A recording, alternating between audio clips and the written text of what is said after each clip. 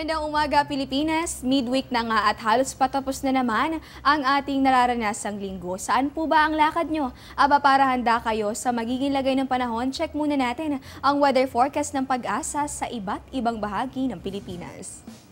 Unahin natin dito sa Metro Manila sa atin pong mga traffic enforcers. Bukod po sa init ng ulo ng mga motorista, paghandaan din ninyo itong mainit na panahon. Ayon po sa Pag-asa, inaasahan natin yung temperatura na nasa pagitan ng 26 hanggang sa 34 degrees Celsius. Magdala lamang po kayo ng inuming tubig sa inyong pag-duty mamaya.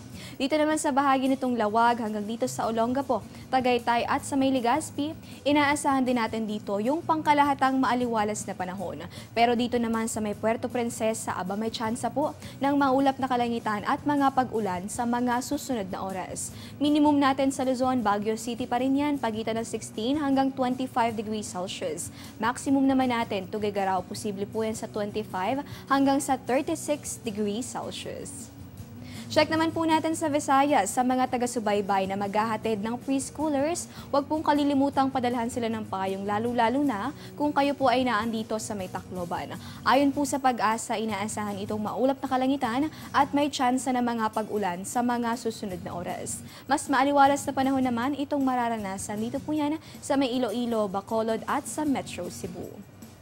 Panghuli na lamang po natin sa Mindanao, sa mga aalis na papunta sa kani-kanilang mga trabaho, huwag pong kalilimutan magdala ng panangga sa mga pag-ulan. Ayon sa Pag-asa, mataas yung tsansang umulan dito sa Cagayan de Oro hanggang dito sa may bahagi ng Zamboanga. Sa Metro Davao naman, mararanasan itong bahagyang maaliwalas na panahon at may tsansa pa rin naman ng mga pulo-pulong pag-ulan o pagkidlat at pagkulog. Diyan lamang po kayo, magbabalik pa kami matapos ang isang paalala. Life is a journey. Each morning is a step closer to our goals.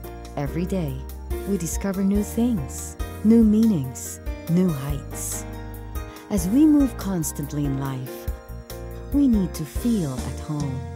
That is why we surround ourselves with things that give us reasons to enjoy and cherish life to the fullest. The Luxent Hotel.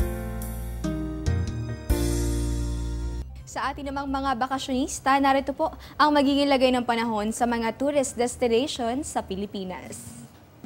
Sa mga dadayo para makita yung Hispanic houses, diyan po sa may Vigan, inaasahan nating hindi kayo bibiguin ng pangkalahatang maaliwalas na panahon.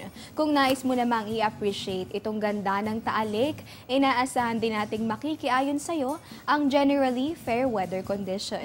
Sa mga kukuha naman itong tinaguriang vitamin C at pupunta sa mga karagatan, dito po yan sa Boracay, El Nido at sa may Puerto Galera, inaasahan naman nating iiral itong generally fair weather condition ngayong araw po yan ng Miyerkules. At bago po tayo magtapos, pabati muna ng happy birthday sa ating kaibigan na si Arlene Valenzuela. God bless you, Arlene, and see you soon. At yan po muna ang latest mula rito sa Pag-asa DOST. Ito po ang Panahon TV kung saan walang pinipiling panahon ang pagbibigay impormasyon. Ako po si Desiree Jonio. Magandang umaga po sa inyong lahat.